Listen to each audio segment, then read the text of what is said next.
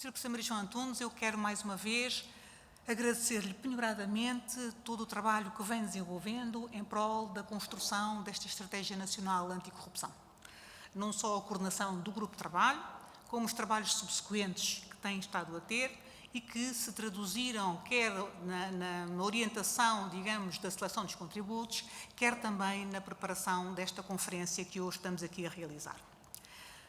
Sr. Ilustres conferencistas, Sr. Professor Paulo Sousa Mendes, Sr. Dr. Rui Patrício, Sr. Dr. Moraes Lopes, Conselheiro Moraes Lopes, Sr. Professor Damião da Cunha, Sr. Desembargador Manuel Soares, Sr. Dr. Miguel Trindade da Rocha, Sr. Dr. Euclides Dama Simões, eu penso que falei com... está aqui, pronto. Ok, obrigadíssimo. Agradeço a todos a vossa presença, assim como, obviamente, agradeço o apoio daqueles que, à distância, estão a acompanhar este evento. Esta conferência encerra um ciclo de construção de uma estratégia anticorrupção que o Governo pretende que seja participada, séria e efetiva. Por isso, nós convidamos para estar aqui hoje, para discutir connosco estes temas, não só aquelas pessoas que concordaram com a orientação que nós definimos do ponto de vista da estratégia, como também, e sobretudo, aquelas que não concordaram. Nós pedimos que viessem cá hoje aquelas pessoas que entendiam que isto já era para ontem, mas também aquelas outras que entendem que é preciso ainda fazer alguns estudos, que isto não está ainda suficientemente maduro. A nossa lógica é, de facto, que este trabalho, que o resultado deste trabalho, seja uma estratégia participada e uma estratégia que consiga efetivamente constituir um marco no combate nacional contra o flagelo que é a corrupção. Apesar de tudo, nós temos aqui apenas um ciclo. Estamos agora a terminar um ciclo, porque, obviamente, o processo vai prosseguir com a apreciação parlamentar das nossas propostas. Muitas das propostas que aqui são feitas, nomeadamente aquelas que têm a ver com intervenções ao nível do Código Penal e do Código do Processo Penal, terão que ser, obviamente, apresentadas ao Parlamento e, pelo Parlamento, decididas. A primeira proposta, o primeiro desenho, o primeiro esboço da estratégia foi, como sabem, apresentado em setembro, depois de uma discussão política havida em Conselho de Ministros, e o documento foi submetido à discussão pública.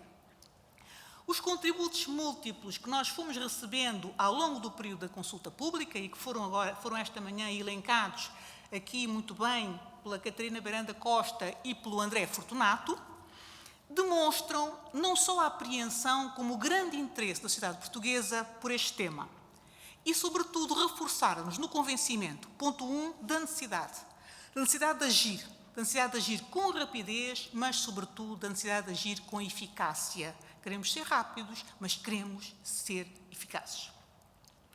E pese embora a circunstância de não ter sido possível um diálogo direto e próximo com todas as pessoas que apresentaram contributos, e que foram muitas, a leitura de todos estes documentos, que a documentação era de facto muito extensa, constituiu um grande momento de partilha, ainda que à distância, de descoberta, mas sobretudo um momento de grande aprendizagem. Esta proposta que foi aqui apresentada há bocadinho mesmo pelo Sr. Presidente da Associação Sindical de Juízes Portugueses foi, por exemplo, completamente inovadora e foi uma pedrada no charco relativamente àquilo que era, digamos, o desenvolvimento que nós demos à estratégia e às matérias que nela incluímos. Nós tomamos boa nota, coligimos e tratamos não só as comunicações que nos foram enviadas diretamente, enquanto comentada a estratégia, mas tivemos também o cuidado de acompanhar a opinião publicada e também de coligir a opinião publicada, de a trabalhar e de a incluir na matriz da estratégia. E, portanto, eu queria agora aqui, em primeiro lugar, agradecer a todos quantos quiseram acompanhar-nos neste projeto, num compromisso que é um compromisso de cidadania ativa. Associações empresariais, ordens profissionais, estruturas sindicais, associações cívicas, académicos, mestrados, advogados, jornalistas, psicólogos. Eu queria aqui chamar a atenção para a Ordem dos Psicólogos, que de facto deu um contributo muito interessante, com uma perspectiva diferente relativamente às matérias aqui tratadas, sociólogos. Em suma, eu queria agradecer aqui a todas as instituições, cidadãs e cidadãos que se nos juntaram e que fizeram ouvir a sua voz num ato de grande participação cívica. Agradeço por nos terem enriquecido com o vosso conhecimento e experiência, com a partilha que tiveram connosco. Agradeço pela demonstração de vitalidade e de compromisso social que o vosso empenho significa e agradeço também por aquilo que o vosso contributo, o contributo de todos, empresta de riqueza e de completude a um documento cuja elaboração nós quisemos participada para ser mais refletido, mais rico e mais plural.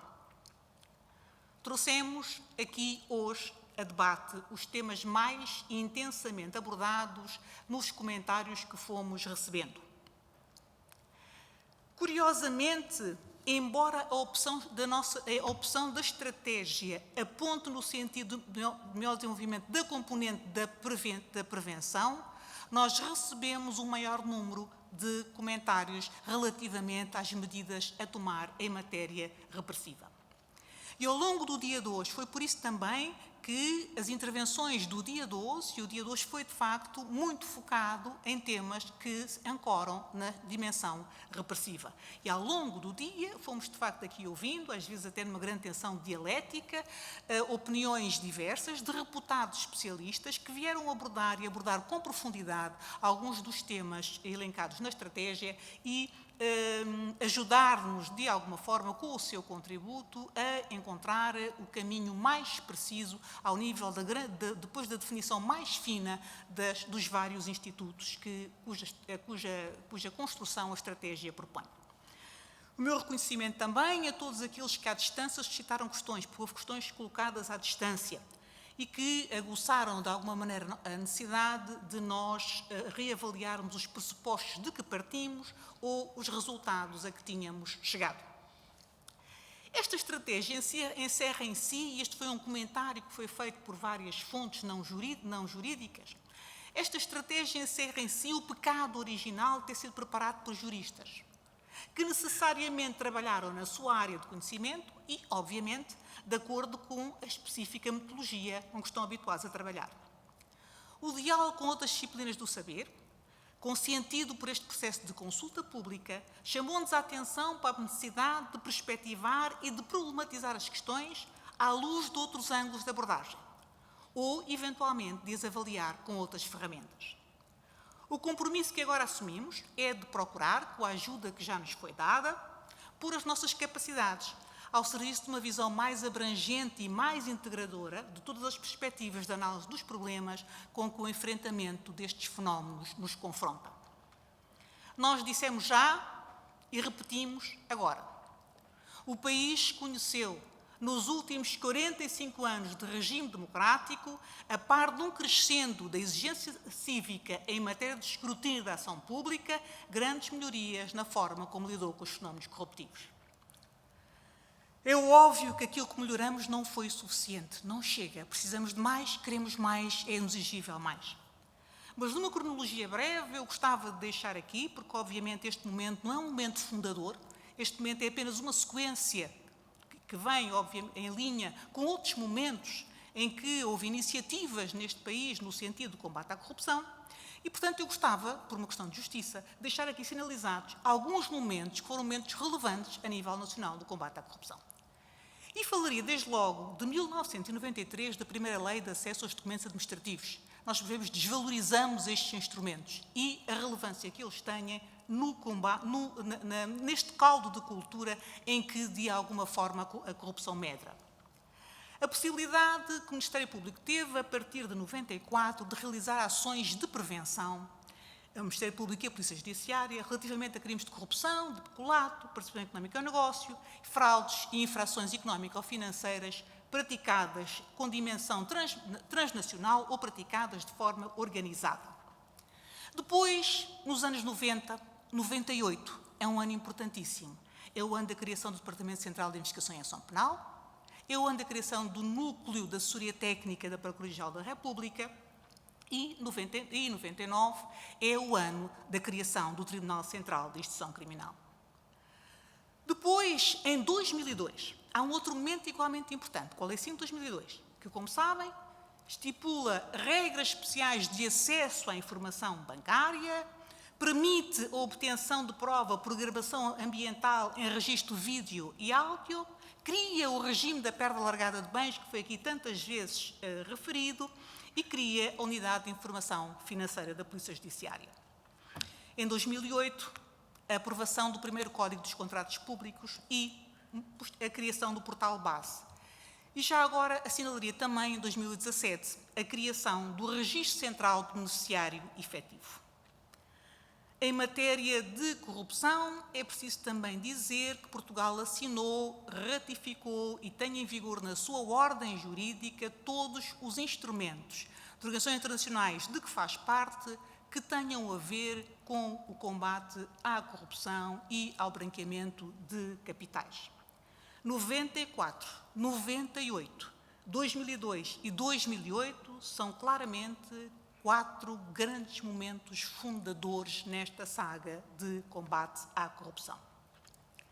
No entanto, é certo que persiste no conjunto de certezas sociais adquiridas a convicção de que os fenómenos corruptivos são sistémicos e que atravessam amplos setores da atividade política e da atividade privada, porque é óbvio que uma coisa tem a ver com a outra. Não há, a corrupção não é entre as pessoas que têm atividade política ou entre as pessoas que desempenham cargos públicos. Obviamente, se é verdade que pode existir corrupção apenas no setor privado, a corrupção no setor público pressupõe, obviamente, interação com agentes privados.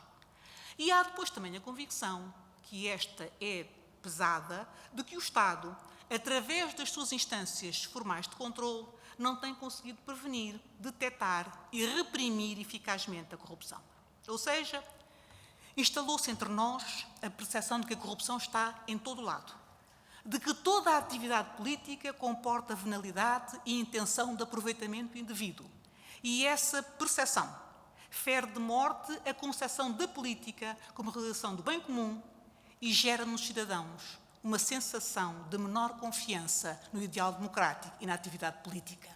Eu diria que este é, por exemplo, um dos fatores que afasta cidadãos bons do exercício de atividades políticas e da gestão da causa pública.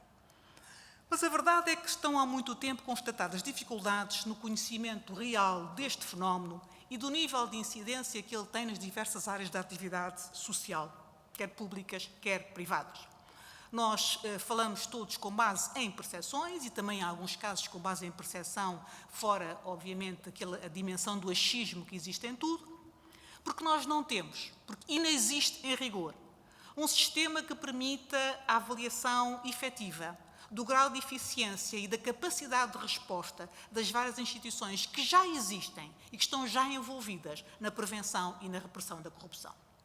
Tudo significando que, apesar das sucessivas intervenções que fomos fazendo, tanto no plano normativo como nas dimensões de organização e meios, continua patente a ausência de uma linha de ação coordenada, e é de coordenação que falamos e é essa a nossa grande missão, coerente e consistente, que envolve as dimensões preventiva e repressiva e potencia as sinergias resultantes da atividade das várias instituições que hoje já no terreno tenham por missão o enfrentamento da corrupção, garantindo também um melhor conhecimento e um melhor aproveitamento dos meios disponíveis.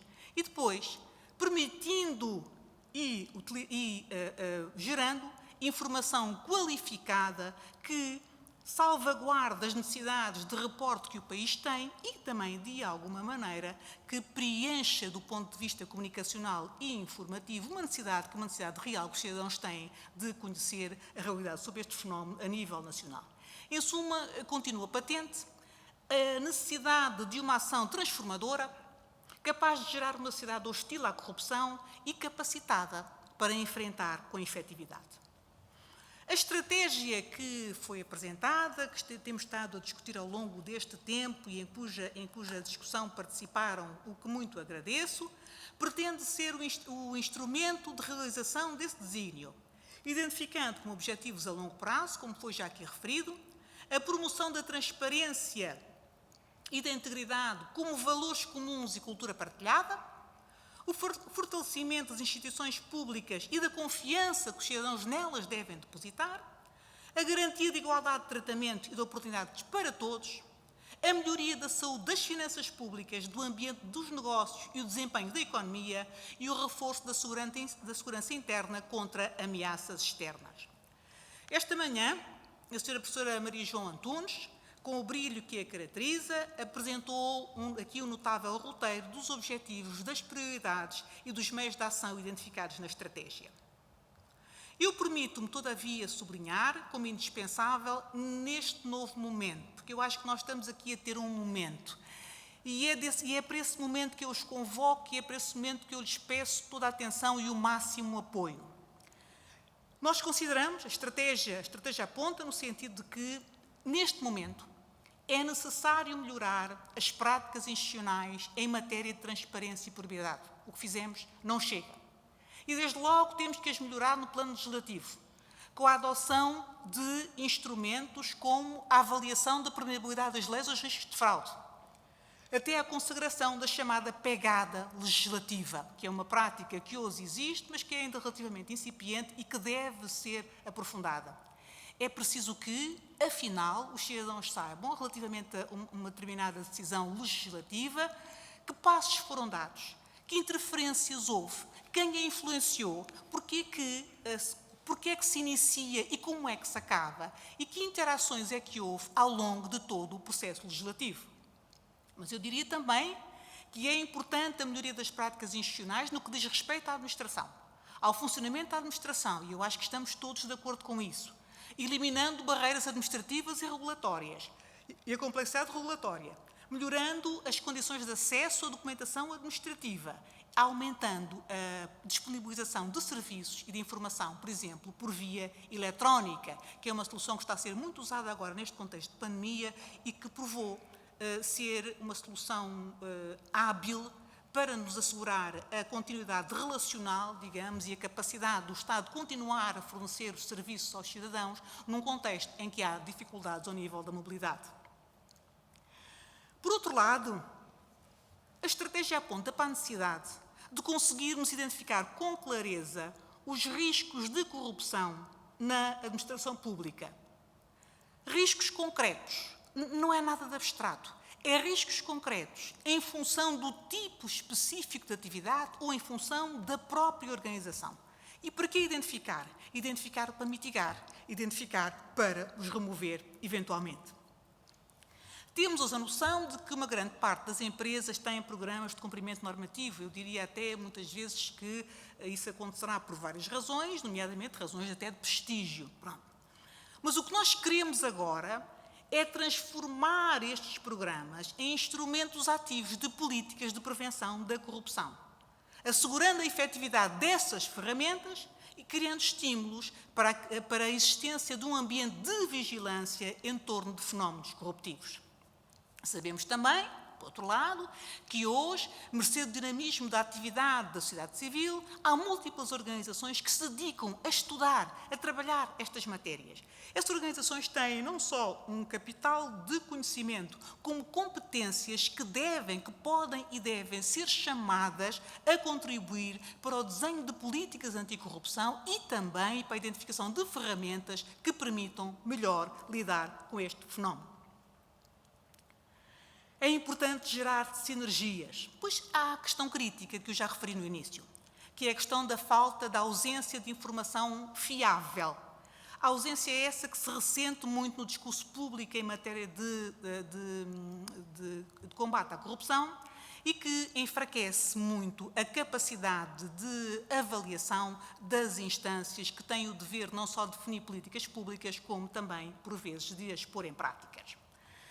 A estratégia identifica, por isso, um conjunto de ações cuja realização vai dar consistência às prioridades que definiu.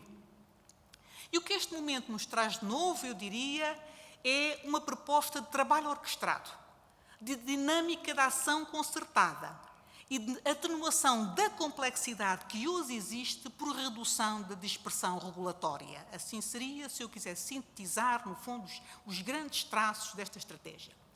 Mas este trabalho de orquestração pressupõe um endereço institucional individualizado, com uma missão clara e dotada de meios, idóneos ao acompanhamento da implementação de políticas públicas em matéria de prevenção da corrupção, dotado de poderes de iniciativa, de controle e de sancionamento, terminando-se com um estado que eu chamaria de relativa anomia, resultante de um ambiente que é um misto de atomismo e de soft law. Daí a proposta da criação de uma entidade, aquilo que falaram hoje aqui do mecanismo ou da agência. Uma entidade que vai agregar atribuições que não estão ainda afetas a outras entidades. De implementação e de controle da aplicação do regime de prevenção da corrupção. De articulação entre as entidades públicas e privadas com missões nesta área. De recolha, tratamento e difusão regular da informação. De iniciativa no domínio da pedagogia. De programas de boas práticas em matéria de transparência, de integridade e de prevenção da corrupção. Paralelamente, a ideia de criação de um regime geral da prevenção tem, para além do mais, o mérito de aglutinar num único diploma legislação hoje dispersa, facilitando a assimilação pelos vários operadores. Como eu tive já a ocasião de afirmar, e hoje também já o fiz aqui, a estratégia prioriza uma abordagem preventiva e configura a repressão como última ratio, mas obviamente não ignora, nem poderia fazê-lo, as necessidades que existem hoje de intervenção na dimensão repressiva. Não só pelo efeito preventivo que a repressão também tem, mas por aquilo que as investigações nessa área, normalmente com grande repercussão mediática, acabam por influir na percepção que se tem destes fenómenos. E na dimensão repressiva, o diagnóstico feito na estratégia é relativamente consensual e aponta para a necessidade de alinhar a aproximação do início da investigação à data da ocorrência dos fatos. E aqui temos a questão da denúncia. A criação de condições que facilitem o esclarecimento do crime, considerando as suas características de opacidade e a existência de pactos de silêncio.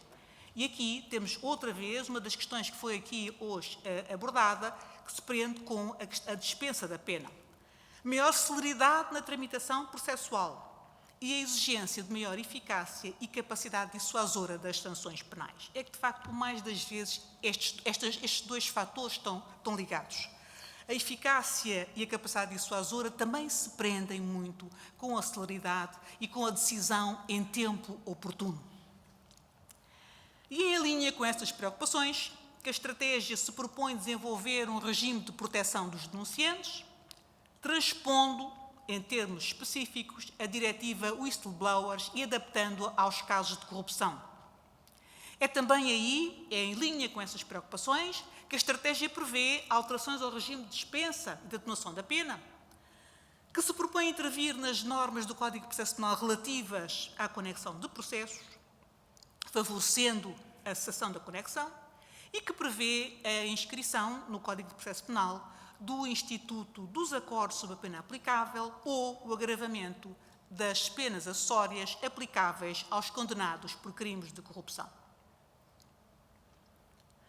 Nós dissemos numa conferência no dia 12 de outubro na Universidade Católica, a estratégia é um documento em construção, mas não significa que não parta de escolhas, que não parta de opções. Nem seria compreensível que fosse diferentemente. Mas é um documento aberto à reflexão. É um documento à busca do mais justo dos equilíbrios. E eu acrescento agora, equilíbrios nem sempre fáceis de alcançar, como se depreende do antagonismo radical com que foi avaliado não só o timing deste processo, como o desenho de alguns institutos a que se faz referência no documento. Como eu disse no início, desde a exigência de maior estudo, de existência de mais e mais elaborados estudos e diagnósticos, até a inquietude do já vai tarde, confundida aqui com a manutenção do status quo, à semelhança do apelo do Conde Lampedusa. Não é? A verdade é que nós temos procurado encontrar o justo equilíbrio entre as necessidades de informação e de participação que uma iniciativa desta justifica e a celeridade que é preciso imprimir. Curiosamente, sob a dispensa da pena, que foi dos institutos mais abordados nos vários contributos que recebemos, tivemos opiniões tão extremadas como esta. A estratégia foi longe demais, podendo dar lugar a manipulações com vista a alcançar resultados a qualquer preço, comportando riscos sérios de resultados imorais que o legislador não pode nem deve consagrar. Ou, no polo oposto, mas eu diria com igual legitimidade, trata-se de uma proposta anémica, com medo do fantasma da delação premiada. Estamos a falar rigorosamente da mesma proposta. Portanto, vamos procurar encontrar aqui o melhor dos equilíbrios. Nós vamos cumpriremos afinal o dever de fazer escolhas como se impõe a quem governa. Mas quisemos fazê-las de forma participada, de forma inclusiva e o mais informada possível, numa matéria de tão grande sensibilidade e tão grande relevância social. Ouvir aqueles que falaram aqui hoje, ouvir os que nos enviaram comunicações, ouvir os que escreveram sobre este tema, ouvir os que hoje colocaram questões ou que nos acompanham, não constitui uma mera formalidade. Nós vamos tornar pública uma tabela com a discriminação de todos os contributos com as áreas temáticas e com os conteúdos. Eu exorto-os a todos a acompanhar este processo na fase que se seguirá. Trabalhando juntos, não tenho dúvida de que conseguiremos seguramente o melhor resultado. Bem-ajam todos pela vossa participação. Muito obrigada.